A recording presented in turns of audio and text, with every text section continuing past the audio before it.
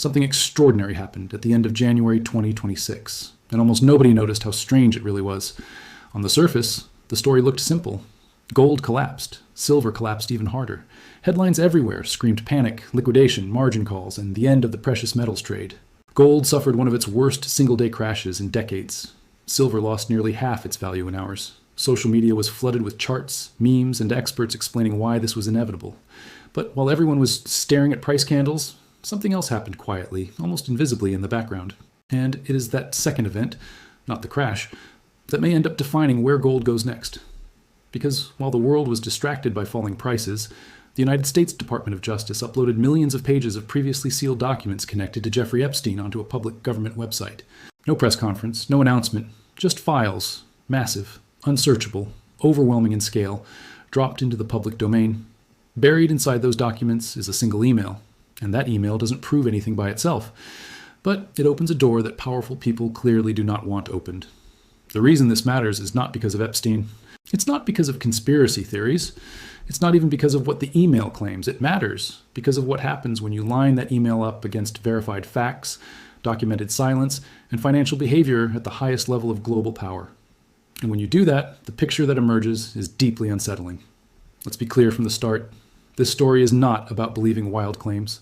It's about understanding why so many simple, reasonable questions remain unanswered, and why that silence may be one of the strongest signals in the gold market today. The email in question was sent in June 2011. The sender's identity is redacted. The recipient was Jeffrey Epstein. The subject line referenced a European publication. The body of the email forwarded an article with a dramatic headline about America's gold reserves. Now stop right there, because this is where most people get it wrong. The article itself is not credible. It comes from a source known for exaggeration and speculation. The claims inside it have never been independently verified. No government has confirmed them. No physical evidence has been produced. Any honest analysis has to say that out loud, and I am saying it clearly. The article itself is not proof of anything. But here's the mistake people make. They assume that because the article is unreliable, the questions it touches must also be irrelevant. That assumption is wrong. Because when you strip away the sensational language, what's left are questions that are entirely legitimate, and that governments have quietly avoided for decades. The email isn't the evidence, it's the trigger. What it accidentally does is shine a light on one of the most sensitive, least transparent pillars of the global financial system, America's gold. To understand why this matters, you have to understand who was running the global financial system at the time that email was sent. In 2011, the managing director of the International Monetary Fund was Dominique Strauss-Kahn. This was not a minor bureaucrat. This was one of the most powerful financial figures on earth. The IMF doesn't just advise countries, it sees everything.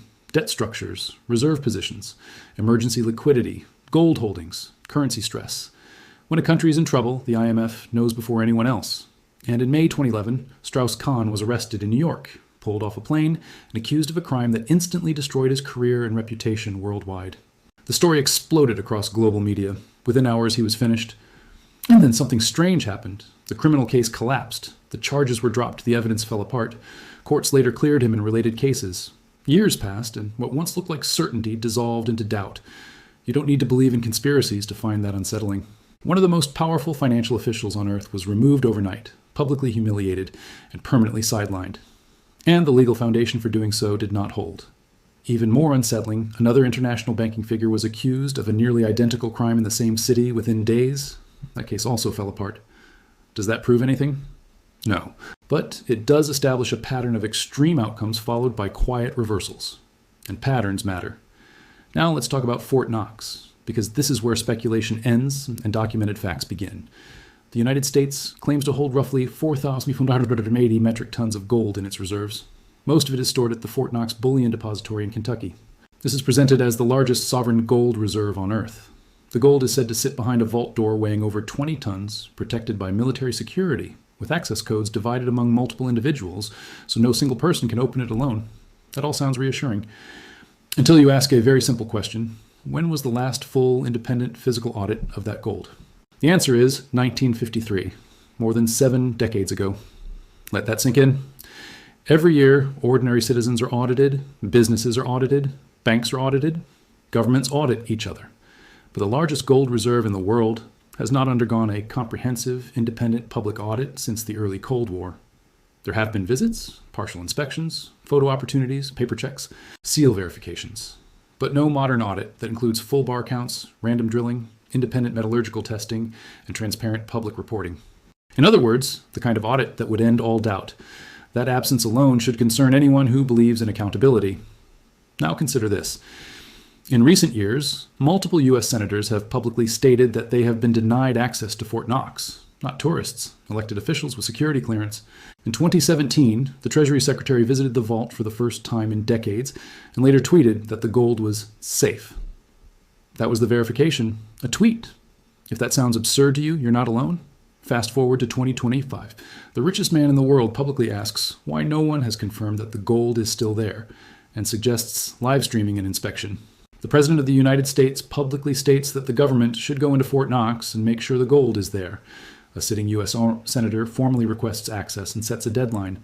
3 powerful figures, public statements, clear intent, and then nothing.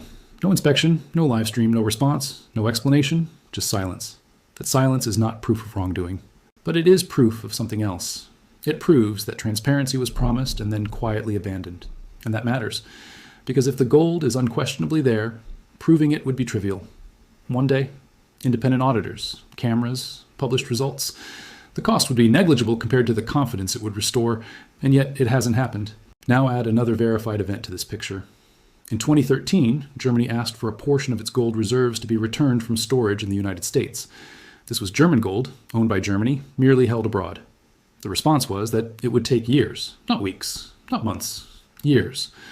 Eventually, the gold was returned, but melted down and recast into new bars. Again, this doesn't prove anything illegal, but it raises a question that has never been convincingly answered. If the gold was sitting untouched in a vault, why did it take so long to return? And why alter it? This isn't a hostile nation. This was an allied central bank making a reasonable request. Now, step back and look at the pattern. Decades without audits. Promised inspections that never happened. Political silence. Delayed gold repatriation. Legislation calling for transparency that stalls indefinitely. These are not theories. These are documented facts. And here's where the gold price comes in. The U.S. government officially values its gold at $42 per ounce, a price set in the early 1970s. On paper, America's gold is worth just over $6 billion. In reality, at market prices, it's worth hundreds of billions. That accounting fiction matters. Because if the government revalues that gold to market, or higher, it instantly strengthens its balance sheet without printing a single dollar. At $10,000 per ounce, U.S. gold reserves would exceed $1.5 trillion in value. In a world drowning in debt, that is not a small lever. Now look at China. While Western nations debate audits and transparency, China has been quietly doing something else entirely. They've been selling U.S. treasuries, building alternative payment systems, restricting exports of strategic metals, and buying physical gold, month after month, relentlessly. No announcements, no drama, just accumulation. Countries don't speak, they act.